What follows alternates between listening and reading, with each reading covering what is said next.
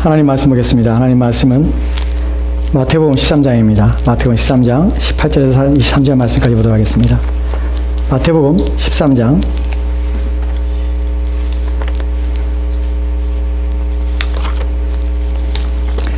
마태복음 13장입니다. 13장 18절에서 23절 말씀까지입니다.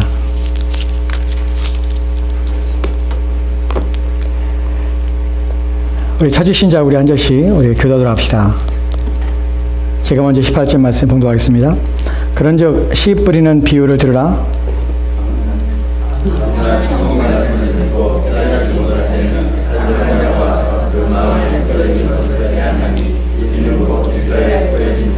돌밭에 뿌려졌다는 것은 말씀을 듣고 즉시 기쁨으로 받되 그 속에 뿌리가 없어 잠시 있는 자가 말씀을 말하며 가시떨기에 뿌려졌다는 것은 말씀을 들으나 세상의 염려와 재물의 유혹에 말씀이 막혀 결실하지 못하는 자요.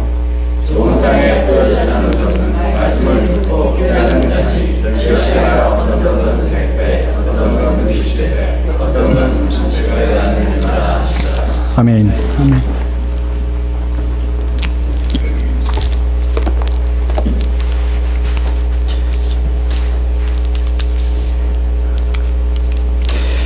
우리가 씨 뿌린 자의 비유에 대해서 지금 세 번째 말씀을 듣고 있습니다.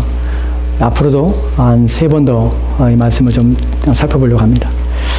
오늘은 씨 뿌린 자의 비유 가운데서 네 번째 땅에서 내용을 살펴볼 것인데, 우리 지난 시간에 살펴봤던 것 중에서 중요한 것이 뭐냐면, 신자들 가운데 열매 없는 삶은 괜찮은가 하는 부분이었습니다. 우리가 열매를 맺지 않는 신자, 삶 속에서 지속적으로 하나님을 향한 삶들을 살지 않고 말씀과 더불어 살지 않고 말씀을 지키지 않고 준행하지 않고 그냥 내 마음대로 사는 신자, 그래서 하나님께 드릴 만한 것이, 하나님께서 기뻐하실 만한 것이 전혀 없는 그런 신자는 괜찮은가? 저는 괜찮지 않습니다. 우리가 지난주에 살펴본 것처럼 이사야서 5장에서 6절과 7절 말씀에서 우리는 5가지의 황폐한 신자가 열매 맺지 않을 때에 당하게 되는, 예수를 믿음에 불구하고 의미 없는 삶을 살게 되고, 예수를 믿음에 불구하고 전혀 하나님께 주시는 복들을 하나도 누리지 못하는, 그래야 가련하고 불쌍한 인생으로 삶을 마치게 됩니다. 신자이지만 이 땅에서는 지옥과 같은 삶을 사는 그것이 예수를 믿는다고 하지만 열매 없는 삶, 열매를 맺지 않고자 하는 삶, 열매를 맺으려고 애쓰지 않는 삶, 그 사람이 당하게 되는 인생입니다. 오늘날 신자들을 보면 예수를 믿는데 믿는 것이 부담이고, 예수를 믿고 신앙생활 하는 것이 어려움입니다. 그래서 신앙생활이 만만치 않습니다. 왜 만만치 않냐면 그들은 열매를 맺지 못하기 때문에 그렇습니다. 오늘 우리가 네 번째 살펴볼 텐데, 네 번째는 전혀 다릅니다.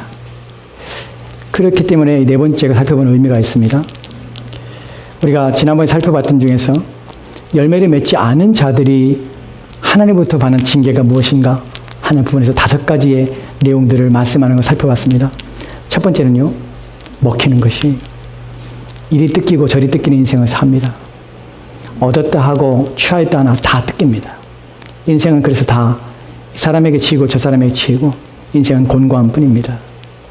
두 번째로는 짓밟힙니다. 지배를 당하고 이 생각 저 생각, 또한 이 일 저 일에 이끌려서 짓밟혀서 그의 마음엔 평안이 없습니다. 그것이 열매 없는 사람입니다. 또한 세 번째로는 황폐한 삶입니다. 그의 삶엔 거칠고 그의 삶에는 모든 것들이 그의 삶에 온전한 것이 없습니다. 또한 찔레와 가시가 그의 삶 가운데 있어서 그런 모든 관계들 속에서 고통을 겪습니다. 다가오는 자도 고통이고 혼자 있는 것도 고통입니다. 그 삶의 의미가 없어지는 것이, 마지막에는 그의 영혼은 점점 메말라가는 것이 사막화되는 것입니다. 하나님과의 관계는 소원해지고 신앙생활과 믿음의 삶들이 의미 없어지는 것이, 그래서 마치 이 땅에 살지만, 마치 그리스도를 믿지만 그 사람은 지옥에 사는 것입니다. 왜냐하면 전혀 은혜가 없기 때문에 그래요. 마음에 평강이 없기 때문에 그렇습니다. 그것이 열매 없는 삶의 모습입니다. 그런데 문제는 그 심각성은 열의 9명이라는 사람들이 그러한 삶을 살고 있다는 것이, 예수를 믿음에서 불구하고 참된 은혜와 기쁨과 감격과 감사 가운데 살지 못하고 그의 마음의 평강을 잃어버린 삶을 사는 사람들이 열의 9입니다. 그리고 심지어는 열매를 맺음에 불구하고 온전하게 자기의 삶들을 바르게 해서 하나님을 기쁘시게 한 자들은 극히 드물다는 것입니다. 이것이 심각성입니다. 이러한 삶에 대해서 우리는 경각하지 않기 때문에 그냥 그렇게 사는 것이고 주변 사람들은 우리는 다 그런 사람만 봅니다. 그래서 우리는 그렇게 사는 것이 바른 줄 압니다. 그렇지 않습니다. 신앙은 그렇지 않습니다. 예수를 믿는다는 것은 절대로 그런 삶이 아닙니다. 만약 예수 믿는 삶이 그런 삶이라면 저는 예수를 안 믿을 것입니다. 성경에서 말하는 예수를 믿고 주어지는 복은 우리가 기대하는 것 이상이고 우리가 바라는 것 이상입니다. 전혀 다른 삶이라는 것입니다. 그 삶으로 나가지 않는 것은 예수를 믿지 않는 것과 마찬가지입니다. 그때 우리는 좋은 땅, 하나님께서 약속하신 삶, 그 삶으로 살아가는 자가 받는 복, 그것이 무엇인지를 살펴보는 것이 중요하고 우리의 선 자리에서 떠나는 것이 정말 중요합니다. 오늘 우리가 살펴볼 네 번째의 내용을 살펴볼 텐데 네 번째의 내용 속에서 중요한 것이 있습니다. 전제해야 될 것인데 무엇이냐면 네 번째 땅은 열매 맺는 땅이고 좋은 땅이라고 합니다. 좋은 마음입니다. 열매 맺는 마음입니다. 근데 흔히 우리는 그렇게 생각합니다. 네 번째를 거들떠보지도 않고 생각하지도 않는 이유는 무엇이냐면 그것은 나와 다른 차원의 이야기라고 생각하기 때문에 그렇습니다. 그것이 우리의 편견이라는 것입니다. 참된 믿음은 무엇을 깨냐면 우리가 보고 듣고 우리가 생각하고 여지껏 이해했던 거 다 깨버리는 것입니다. 나는 그렇게 할 수 없다. 나는 그 길까지 갈 수 없다. 나는 그런 차원의 수준이 있는 신앙과 믿음의 삶들을 살 수 없다고 생각하는 것은 사단이 주는 것입니다. 절대로 그렇지 않습니다. 제가 청교도를 살펴보고 또한 신앙의 위대한 사람들을 살펴보면서 그들에게 대한 부러움이 있습니다. 나는 왜 저렇게 못 사는가 하는 부분에 부러움입니다. 나는 왜 저들처럼 온전하지 못한가? 저들처럼 왜 하나님과 깊은 교제 가운데서 저들이 누리는 그 영적인 풍성함을 왜 난 누리지 못하는가 하는 부분에서 늘 고민이 저 사람은 나와 뭔가 다른 부분이 있구나. 저 사람은 나와 다른 성향을 가지고 있거나 저 사람은 더 복을 받았거나 저 사람은 더 능력이 타고나거나 하는 차원으로만 이해했습니다. 그런데 결코 그렇지 않다는 것이. 그들이 늘 하는 말이 무엇이냐면 자기들도 자기의 삶들을 사람들이 부러워하며 자기 신앙에 대해서 칭찬하지만 자기 또한 똑같은 성경을 가진 사람이기에 하나님께서 주신 복엔 차이별이 없다는 사실을 기억하라는 것입니다. 하나님이 누구는 더 기뻐하고 누구는 즐거워해서 더 큰 복을 주시고 누구는 미워해서 더 작은 복, 그 복을 누리지 못하게 하시는 것이 아니라는 사실입니다. 우리는 동일한 하나님을 섬기고 있고 동일한 복과 동일한 약속을 받은 사람들입니다. 그런데 누구는 누리고 있습니다. 누구는 누리고 있지 못하다는 것입니다. 심지어는 누리고 있지 못하다는 것에 대해서 불만을 갖지도 않을 뿐만 아니라 그 상태에 대해서 원망하거나 그 상태에 떠나려고 하지 않는다는 사실입니다. 여러분이 누군가 찾아와서 누구에게는 100불을 주고 누구에게 1불을 주면 여러분 1불을 받은 여러분은 가만히 있겠습니까? 왜 나한테는 1불을 줍니까? 따지지 않겠습니까? 우리는 세상적인 일에 대해서 이렇게 따집니다. 그러나 신앙적인 문제에서 누가 나보다 더 큰 하나님의 은혜 가운데 있거나 누가 더 큰 영성과 신앙을 가지고 믿음을 가지고 살거나 그 사람이 하나님의 복 가운데 평강 가운데 사는 삶을 바라보고 그 사람이 영적인 질서를 회복하고 삶이 바르며 온전하게 하나님을 기쁘시게 하는 삶을 사는 모습을 본다면 우리는 그 마음 속에서 어떤 마음이 들이됩니까? 왜 나는 그렇지 않습니까 하나님? 왜 나는 그 복을 누리지 못합니까 하나님? 왜 나는 그 약속에서 제의된 것처럼 살아갑니까 하나님? 라고 물어야 되는 것이 당연한 것입니다. 속상해야 하는 것이 당연한 것입니다. 근데 우리는 그런 사람 보지 못해요 주변에. 그 때문에 이렇게 사는 것이 다 마땅한 줄 알아요. 왜냐하면 다 지질이 못 살고 있기 때문에 그래요. 이것이 온전하지 못한데도 말입니다. 그러나 성경은 우리가 살펴보고자 하는 네 번째 예서 전제는 우리의 이런 전제를 깨고 이러한 편견을 깨버리는 것입니다. 성경은 신앙에 적합한 사람이 처음부터 있다고 말하고 있지 않다는 사실입니다. 신앙에 최적화된 사람은 없습니다. 모든 출발점은 동일합니다. 어디부터 출발합니까? 모든 사람이 죄를 지었음에 하나님의 영광에 이르지 못한다는 수준부터 출발하는 것입니다. 거기에 예외는 없습니다. 최적화되고 특화된 사람이 있어서 어떤 사람은 신앙생활을 더 잘하기 때문에 어떤 사람은 하나님이 주신 영적인 복을 누리며 신령한 가운데서 그 삶은 기쁨이요 즐거움과 또 하나님이 주신 만족을 누리며 하나님을 기쁘게 하며 하나님을 만족으로 삼고 인생을 살아감으로 행복한 삶을 누리며 사는 것은 결코 아니라는 것입니다. 여러분 만약 그런 차별이 있다면 성경에서 우리 가운데 요구하며 너희가 이런 가운데 나가라는 것을 동일하게 요구받을 수 없습니다. 왜냐하면 본질적으로 내적으로 사람의 내면의 어떤 상태와 어떤 조건이 다르기 때문에 그렇다면 우리 가운데 동일한 요구와 동일한 수준으로 우리 삶을 인도해 가라는 요구는 합당하지 않기 때문에 그렇습니다. 그런데 우리 가운데 차별 있게 우리 가운데 요구하고 있지 않다는 사실은 무엇을 전제하냐면 우리 가운데 출발점이 동일하다는 사실입니다. 저와 여러분은 동일한 출발점에 시작합니다. 그 동일한 출발점은 우리는 죄인이라는 사실입니다. 하나님에 대해서 무죄했을 뿐만 아니라 여전히 하나님에 대해서 감각이 없었던 자입니다. 그것이 우리의 출발점입니다. 그리고 우리는 본질상 진노의 자녀였습니다. 우리의 출발점은 어디냐면 하나님에 대해서 거부하며 거역했던 자라는 사실입니다. 하나님 말씀에 대하여 거부하였으며 하나님에 대해서 반감을 가지고 있으며 하나님에 대해 적의를 가지고 있던 자가 저와 여러분입니다. 여기서 예외는 없습니다. 그렇기 때문에 우리는 모든 출발점이 동일한 선상에서 나아간다는 사실입니다. 신앙은 본래적이고 내재적인 어떤 특별함 때문에 신앙생활을 잘하는 것이 관입니다. 다른 것이 있습니다. 다른 무엇인가 그들 가운데 특별한 점이 있습니다. 그 부분을 누군가는 못하고 있는 것입니다. 아니, 하지 않으려고 하는 것입니다. 그것이 문제입니다. 그러면 자기의 신앙이 좋아지길 바라고 하나님의 복을 받기를 원합니다.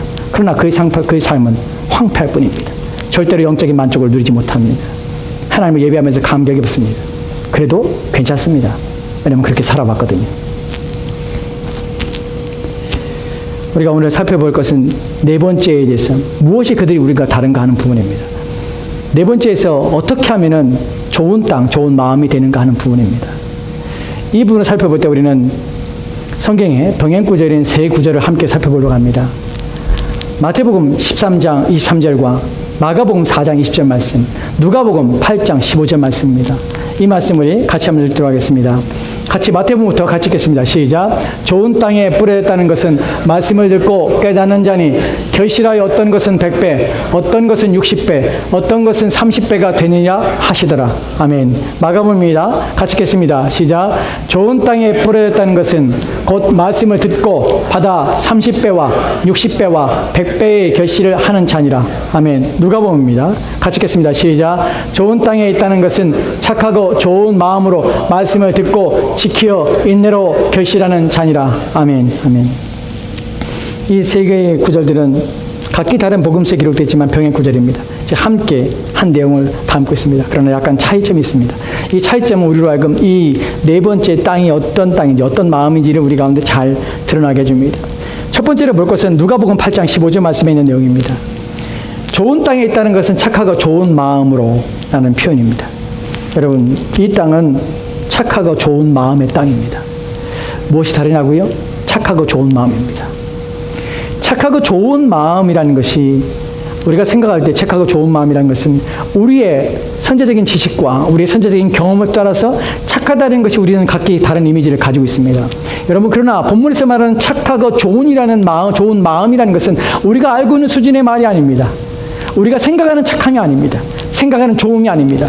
우리는 각기 다른 좋음의 기준을 가지고 있고 착함의 기준을 가지고 있습니다. 어떤 노인께서 노친이 어떤 할머니가 무거운 짐을 들고서는 가고 있었습니다.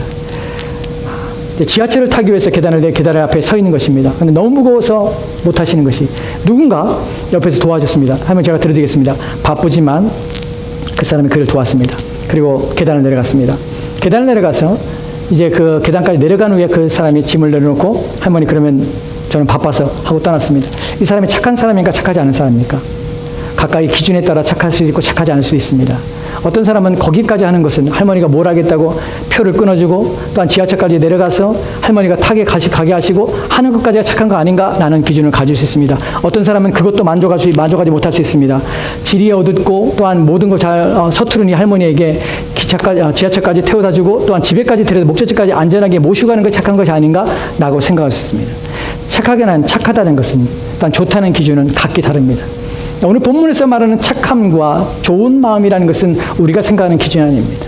그럼 이 기준에서 무엇이라고 본문에서 그 기준점을 잡고 있는가 하는 것이 우리가 관심을 기울이는 것입니다. 여러분, 성경에서는 착하고 좋은 마음이 열매 맺는다고 합니다. 결국 우리는 어떤 상태가 되냐면 착하고 좋은 마음이 돼야 됩니다. 근데 이 착하고 좋은 마음이라는 것은 내 기준이 착하고 좋은 마음이 아니라는 사실이에요. 왜냐하면 우리는 조금만 해도 나는 착한 사람이 되는 것이에요. 여러분, 자기 자신에 대해서 자학하지 않는 사람을 제외하고 모두가 다 자기에 대해서 관대합니다. 자기가 실수하면 괜찮아요. 남이 실수하면 안 되는 것이에요. 우리 너무나 우리 자신에 대해서 그 편파적인 생각과 마음을 너무나 잘 합니다. 자기는 항상 착합니다. 성경의 기준은 우리 개인의 주관적인 잣대와 기준을 가지고 착하다, 좋다고 말하는 것이 아닙니다. 이 마음은 다른 기준을 가지고 있습니다. 그 기준에 대해서 살펴보려고 합니다. 오늘 말씀에는 마태복음을 기준점으로 시작해서 시작하도록 합시다. 마태복음 13장 23절 말씀에는 좋은 땅에 뿌렸다는 것은 말씀을 듣고 나는 말을 표현하고 있습니다. 듣고 깨달은 자니라고 합니다. 착하고 좋은 마음이라는 것은 첫 번째는 무엇이냐면 말씀에 대하여 착하는 것입니다. 여러분, 여기서 말하는 기준점은 우리의 삶에서 내가 어떤 착한 마음, 남을 도와주는 것이 말하는 것이 아닙니다. 말씀을 기준점으로 해서 말씀에 대하여 어떤 관계를 갖고 있고 말씀을 대할 때 어떻게 대하는가 하는 것이 기준점입니다. 착함은 말씀과의 관계 속에서 착한 마음 또한 좋은 마음이 되는 것입니다. 말씀을 어떻게 대합니까? 말씀을 듣습니다. 여러분, 듣는다는 것이 중요합니다. 왜 듣는다는 게 성경에 중요하냐면 이 들음이 무엇을 만들어내냐면 믿음을 만들어내기 때문에 그렇습니다. 로마서 10장 17절 말씀에 들음이 어떤 역할을 하고 어떤 기능을 하는지를 보도록 합시다. 로마서 10장 17절 말씀입니다. 같이 읽겠습니다. 시작. 그러므로 믿음은 들음에서 나며 들음은 그리스도의 말씀으로 말미암느니라. 아멘. 아멘. 본문에서 명확하게 말하듯이 믿음은 어디서 납니까? 믿음은 들음에서 납니다.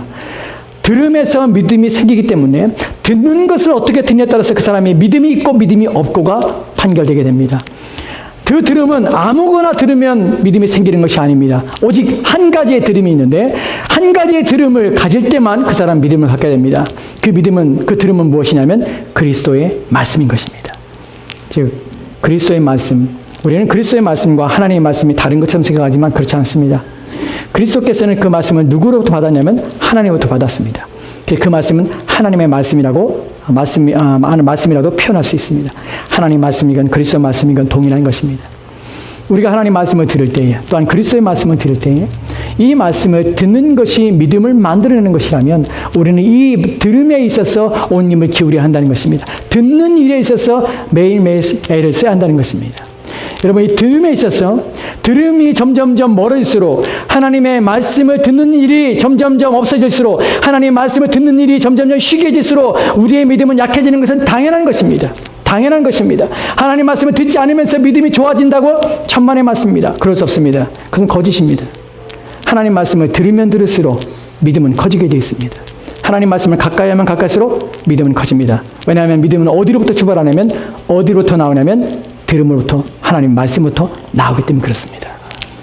하나님 말씀이 어느 순간에 멀어지기 시작하고 하나님의 말씀을 읽는 것도 줄어들고 하나님 말씀을 또한 심지어는 읽지도 않고 한 주간을 보내고 심지어는 하나님 말씀을 생각하지도 않고 한 주간을 보내면서 우리가 믿음 있는 삶으로 또한 우리 신앙이 온전해지고 우리의 삶이 바르게 되고 우리의 삶이 하나님을 기쁘시게 하며 하나님을 기쁘게 하는 열매 맺는 삶으로 살 수 있다고 나는 그렇게 살고 있다고 말하는 것은 스스로 속임이며 거짓말이며 사기입니다. 절대로 그렇지 않습니다. 하나님 말씀 없이 믿음이 없을 뿐만 아니라 하나님 말씀 없는 삶이 하나님을 기쁘시게는 할 수 없습니다. 그것은 육신에 따라 사는 삶입니다. 본문에서 우리는 하나님 말씀이 믿음을 만들어냅니다. 우리는 하나님 말씀을 가까이 합니다. 가까이 해야 되는 것입니다. 배우는 이들과 익히는 이들과 온 힘을 기울여서 하나님 말씀을 가까이 해야 합니다. 그렇지 않고는 여러분 믿음이 생기지 않습니다. 왜 여러분 마음에 근심과 염려가 가득하고 삶의 문제 속에서 허우적대며 이 문제가 지나가면 다른 문제에 또다시 거기에 갇히고 빠져서 왜 고통하며 또 슬퍼하며 또 눈물을 흘리기도 하고 왜 아파합니까? 끊임없이 여러분 삶을 흔들며 여러분 삶을 무너뜨리는 일들이 왜 발생합니까? 왜냐하면 여러분의 믿음이 없기 때문이고 그 믿음은 하나님 말씀에 대한 확신과 신뢰가 여러분 마음에 없기 때문에 그렇습니다. 당연한 것입니다. 당연한 규결입니다. 말씀을 듣고 가까이 하는 일이 우리 가운데 필요한 이유가 바로 그것입니다. 이들은 착한 마음을 가지고 있고 좋은 마음을 가지고 있습니다. 왜 착한 마음을 좋은 마음을 가지게 되냐면 하나님 말씀을 가까이 하기 때문에 그렇습니다. 듣는 일을 하고 있기 때문에 그렇습니다. 그렇다면 또 다른 질문은 그러면 하나님 말씀을 듣기만 한다면 되는가 하는 부분입니다. 하나님 말씀을 많이 들으면 집에 틀어놓고 하나님 말씀을 듣는 일이 계속 하기만 반복한다면 나는 믿음이 좋아지는가? 나는 영적인 질서 있는 삶을 살고 내 삶은 안전하며 내 삶은 하나님이 주신 평강과 위로가 넘치는 삶으로 영적인 삶이 재편되며 삶은 진전되는가 하는 부분입니다. 여러분 그 믿음이 들음이 어떤 들음인지를 다음 구절에 설명해 주고 있는데 깨닫고 믿고 듣고 깨닫는 자라는 표현 속에서 깨닫는 이라는 단어가 바로 들음이 어떤 들음인지를 정해주는 단어입니다. 본문에 보면 깨닫고 다시 한번 봅시다. 다시 그 다음 슬라이드 볼까요? 좋은 땅에 뿌렸다는 것은 말씀을 듣고 깨닫는 잔이라는 표현을 씁니다. 들음은 그냥 들음이 아닙니다. 첫 번째 들음이라는 것은 기계적 들음이 아닙니다. 우리는 기계적 들음이 있습니다. 들려오는 소리를 그냥 듣는 것이, 아무 의미 없이 듣는 것이, 무슨 말인지도 모르고 듣는 것이, 이것이 바로 기계적인 들음입니다. 많이 들어도, 하나님 말씀을 많이 들어도, 오래 들어도, 긴 시간 동안 들어도 그것이 아무런 영향력을 행사하지 못하고 우리 삶을 바꾸지 못합니다. 왜냐하면 그것은 기계적인 들음이기 때문에 그렇습니다. 깨닫는 들음이라는 것은 이해하는 들음입니다. 듣고 깨닫는 것은 그 들음이 무엇인지를 정해주는데 그것은 이해가 되고 깨달아지는 들음이라는 사실입니다.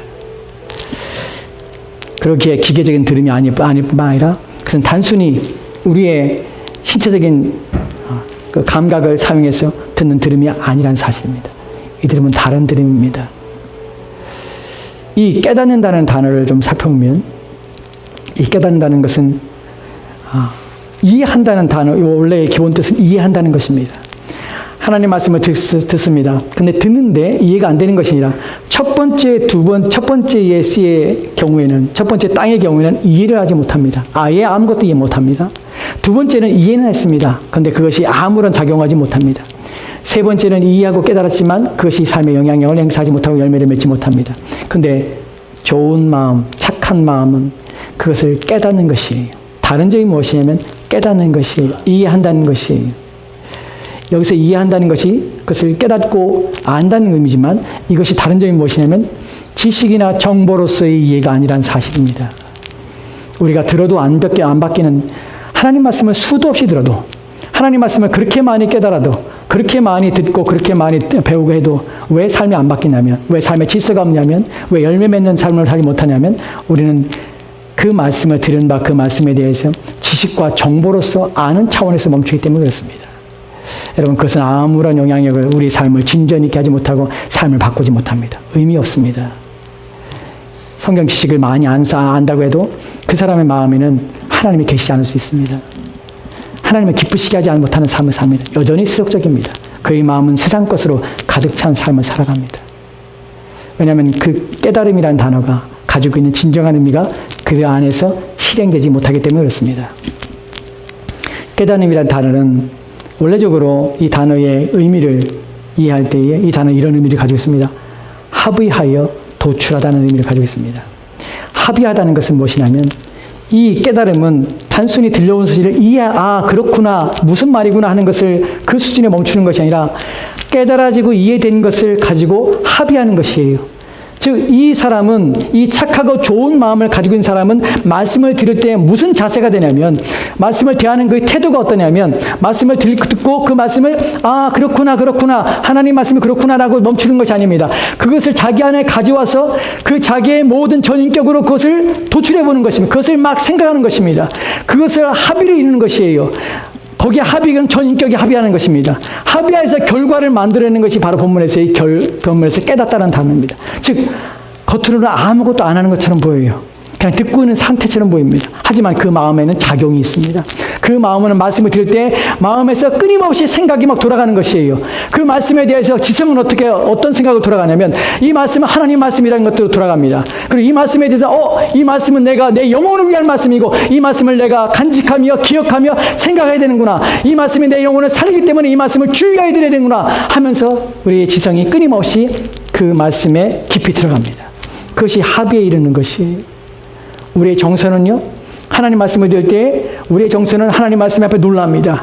또 하나님 말씀에 기쁨을 들거나 하나님이 내 영혼을 향하여서 얼마나 관심을 기울이구나, 내 영혼을 사랑하시는가라는 것들로 우리의 정서는 움직이기 시작합니다. 그 말씀이 사모되고 하나님을 사랑하고자 원하는 마음 우리 가운데 생기는 것이에요. 지성과 정서가 같이 함께 합의에 도출하는 것이에요. 합의를 만들어내는 것이에요. 그리고 우리의 의지는 더욱더 하나님 말씀을 알고자 하는 대로 주의를 기울이고 관심을 그쪽으로 기울입니다. 하나님 말씀에 귀 기울여 듣게 하고 또 그 말씀에 집중하여 듣게 하고 우리의 모든 생각들을 거기에 집중합니다. 그리고 말씀을 듣자마자 그 말씀에 따라 살고자 하는 것으로 우리의 삶의 방향을 틀어버리는 것이, 이것이 바로 우리의 전인격인 지성과 정서가 의지가 깨닫는다는 단어 속에서 그것이 모든 합의를 통하여서 우리 결과를 만들어내는 것입니다.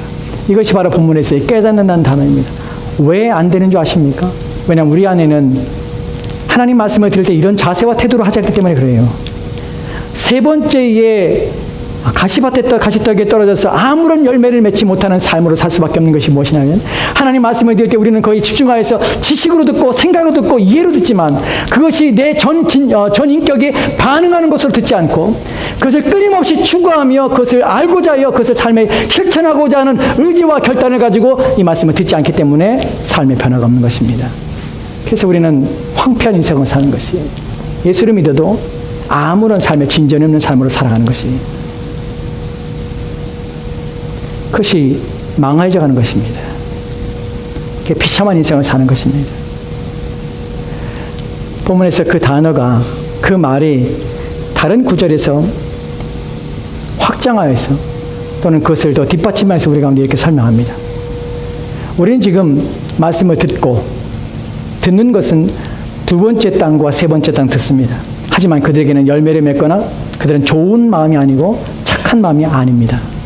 좋은 마음과 착한 마음은 하나님 말씀을 들을 때 온 전인격을 다 그 말씀 앞에 다 참여하며 들어가며 함께 의논하며 상의하며 우리 마음속에서 작용을 하는 것입니다. 그 말씀을 내 것으로 받아들이는 것입니다.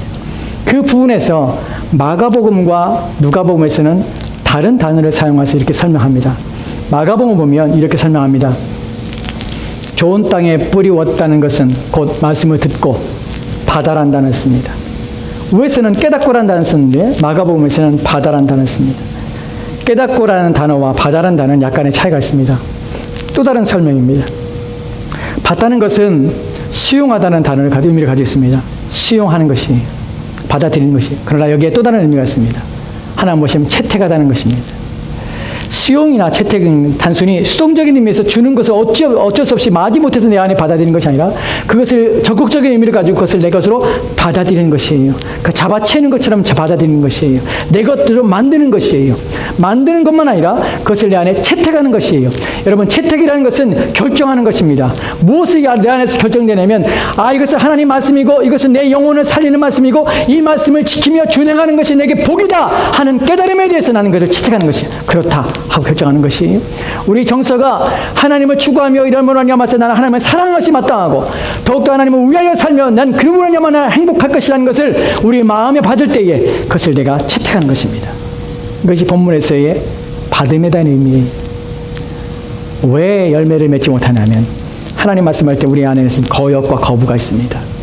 우리 마음에는 본선적으로 내가 원하지 않는 것, 내 마음의 정욕과 욕심이, 또한 내가 이제껏 살아갔던 삶의 모습에 대해서 바꾸는 것에 대해서 우리는 끊임없이 거역하며 거부감을 가지고 있습니다. 그래서 우리는 그것을 대적이라고 합니다. 제가 우리 안에 있는 죄가 끊임없이 하나님을 대적하며 하나님에 대한 반감을 가지고 있습니다. 그래서 하나님 앞에 거역하고자 하는 마음이 우리 가운데 가득하기 때문에 하나님 말씀을 들을 때에 작용하는 것입니다. 우리가 이후에 첫 번째의 마음과 두 번째의 마음 또한 살펴볼 것인데, 이 마음들이 가지고 있는 것은, 이 마음들은 다 빼앗기는 마음일 뿐만 아니라 이 마음들은 그 마음에서는 도무지 무엇인가 기대할 수 있는 것이 전혀 없는 상태의 마음, 들음에 대한 작용조차 없을 뿐만 아니라 그들은 허투루 듣고 무관심으로 듣고 의미 없이 들음만 야마서, 또한 듣되 지식과 정보적인 차원의 들음만 야마서 하나님 말씀이 그들 가운데 살아 역사하지 못하게 된다는 것입니다. 불행한 것입니다. 비참한 것입니다. 그러나 그런 일이 계속해서 일어나고 있습니다. 왜냐하면 우리는 누구도 자기 마음 안에 있는 이런 상태를 깨달아서 그것을 바꾸며 변화시키고자 하는 의지와 결단을 내려서 자기 안에 하나님 말씀만이 생명의 말씀이고, 그것이 비록 내 인생에 지키며 순종하는 삶이 내가 이제껏 즐기며 또한 좋아하던 것을 끊어버려야 된다는 결단을 요구하는 데 불구하고 그 결단과 요구에 대해서 내가 채택하지 않기 때문에 그것을 내가 수용하는, 내가 그것을 받아들이겠습니다. 내 인생에 어려움이 있어도 그 말씀을 내가 받아들이고 살겠습니다.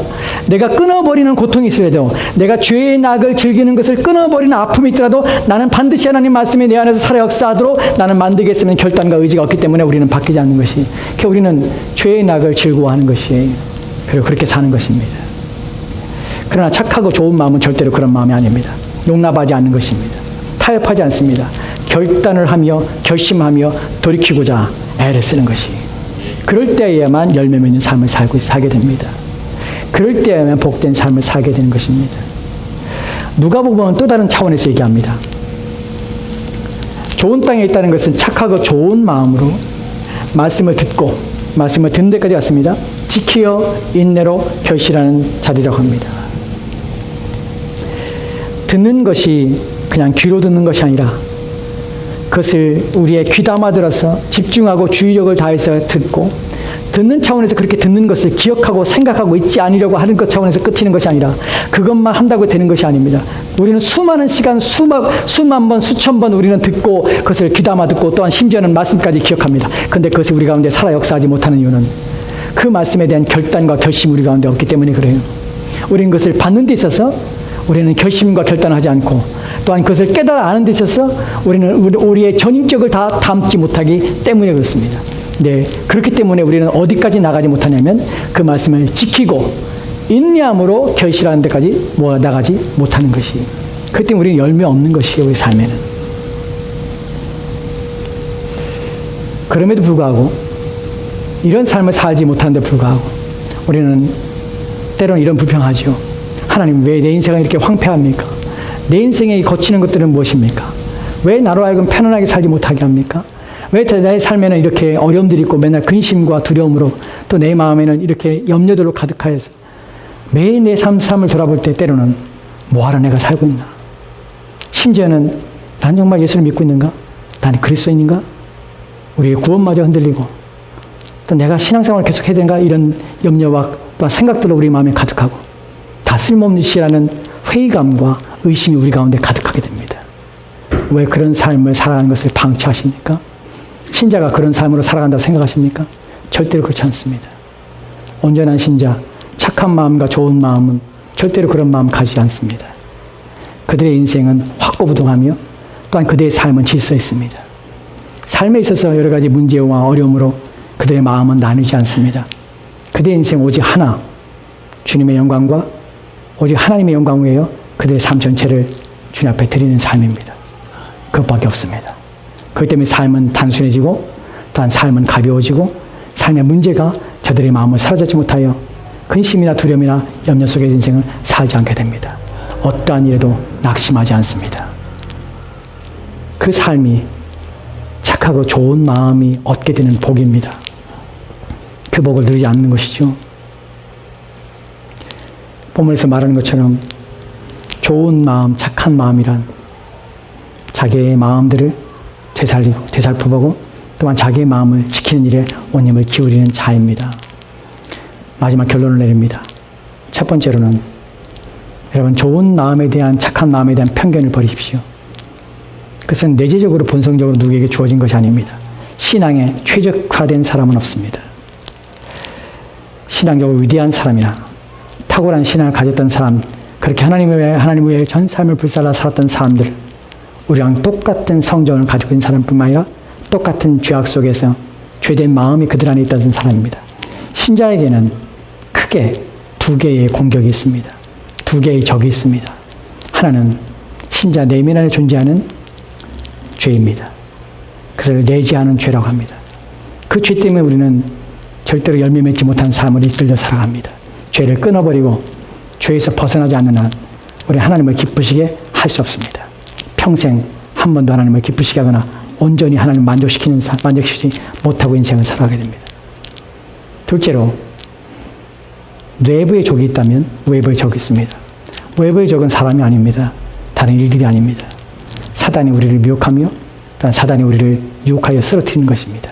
우는 사자와 같이 산길자를 찾아다니면서 죄에 이끌려 죄로 말미암아서 그 마음이 유혹되거나 미혹된 자, 내재하는 죄가 활성화되어 그 마음속에서 죄악을 실행시킬 때 사단은 그를 놓치지 않고 그것을 사로잡아 그 사람을 광기와 또한 그 사람의 충동질에 그 인생을 망하게 합니다.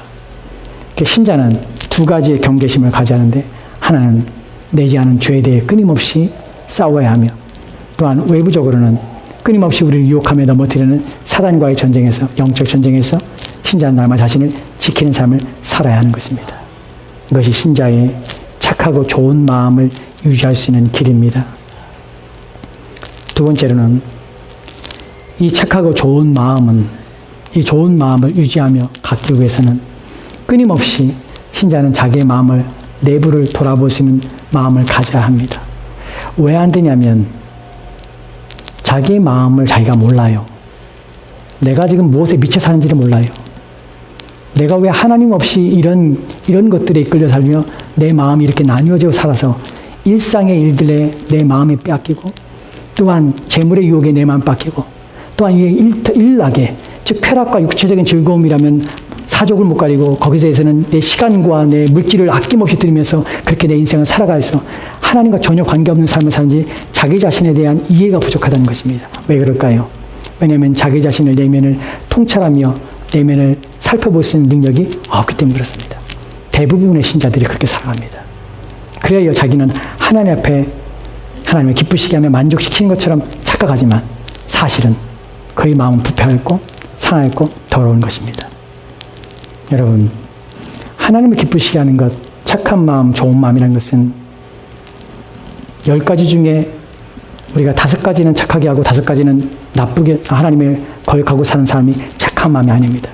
그의 온 마음이 하나님을 기쁘시게 하는 것입니다. 그의 온 삶이 하나님 앞에 기쁘시게 하는 것입니다. 우리는 하나님을 하나님께 드리고 열의 하나를 하나님께 드리고 나머지는 자기 마음대로 사용하면서 하나님 내가 하나를 드렸기 때문에 하나님 기뻐하실 것이라고 착각합니다. 여러분, 그렇지 않습니다. 이스라엘 백성들이 하나님 앞에 나와 제사를 드리면서 내가 하나님을 제사하기 때문에 제물을 드리기 때문에 하나님 기뻐하십시오라는 말을 합니다. 하나님께서는 그 제물에 대해서 더 이상 가두지 말라고 합니다. 하나님의 일들을 하는데 불구하고 하나님을 예배하는데 불구하고 하나님께서 필요 없다고 하십니다. 마음이 없고 또한 온 마음으로 드리지 않는 그 어떤 것들도 다 부정한 것이며 불의한 것이며 악한 것입니다. 여러분 마음에 하나님을 향한 순전함이 없다면 깨끗함이 없다면 하나님을 향한 정결한 마음이 없다면 그 어떤 것들도 더러운 것입니다. 우리가 하나님 앞에 행하는 그 모든 것들도 부정한 것이 될 수 있습니다. 그때 하나님께서 우리가 요구하신 것은 온 마음의 정결함입니다. 온 마음의 순결함입니다. 그 마음의 깨끗함과 정결함을 우리가 유지하기 위해서 애를 쓰지 않는다면 우리는 하나님 앞에 하나님이 기뻐하실 어떠한 열매도 맺을 수 없을 뿐 아니라 하나님의 기뻐하심을 힘입을 수도 없다는 사실입니다. 그렇게 우리는 착하고 좋은 마음을 얻기 위해서 듣는 일에 열심을 기울이십시오.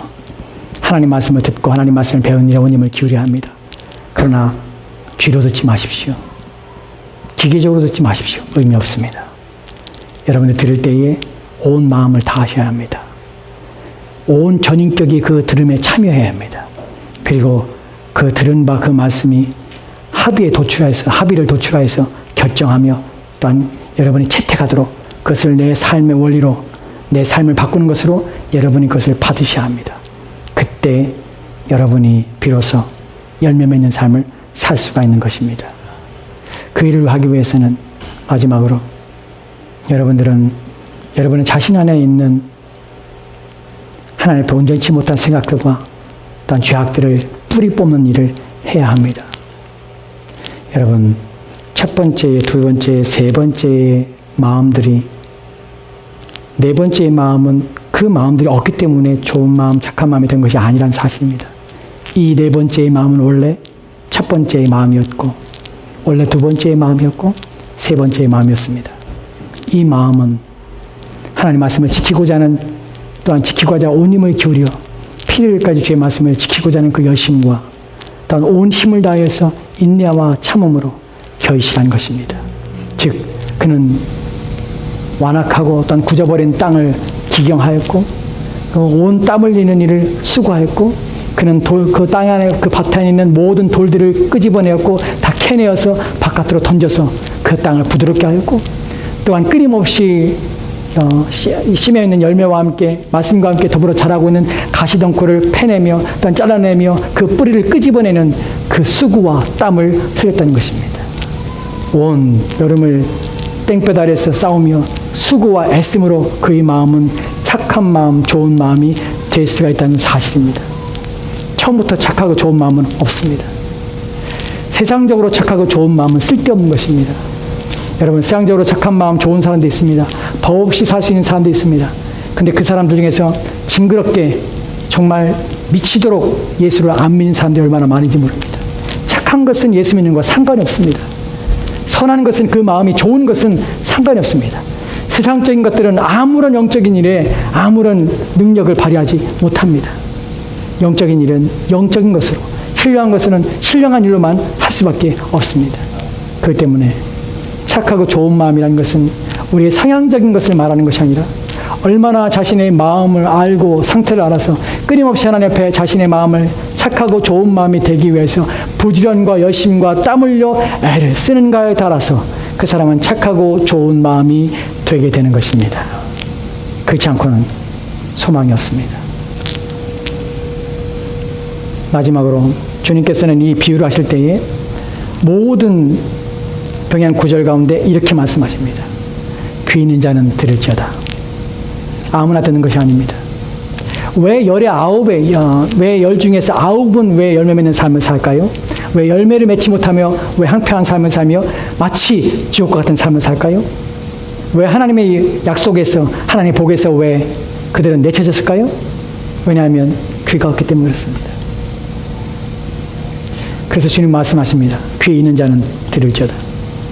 우리 중에도 이 말씀을 듣고 하지만 그 말씀을 실천하여서 열매 맺는 삶으로 그의 삶을 바꿔서 정말 삶이 복되게 하고 하나님의 복과 은혜가 넘쳐나는 영적인 질서와 삶의 진전이 있는 참된 신자로서 하나님 앞에 영광을 돌리며 하나님 앞에 열매를 드릴 수 있는 하나님을 기쁘시게 하는 신자가 되는 것은 귀가 있고 그 말씀을 들어서 그 말씀의 삶을 바꾸는 자만이 그렇게 합니다. 그러기에 이 말씀 앞에 여러분들은 각자 선택하셔야 합니다. 그 말씀을 따르든지 아니면 여전히 여러분의 삶을 황폐함과 또한 더 버림받은 그런 상황 속에서 여러분 살고 될 것인지를 고민하셔야 합니다. 신앙은 항상 자신의 삶의 열심과 노력의 결과가 있느냐 아니면 그대로 인생을 살아갔냐 그 결정과 그 선택에 놓여 있음을 기억하십시오. 여러분의 삶을 바르게 했으면 좋겠습니다. 기도합시다. 씨 뿌리는 비유를 통하여서 주님은 끊임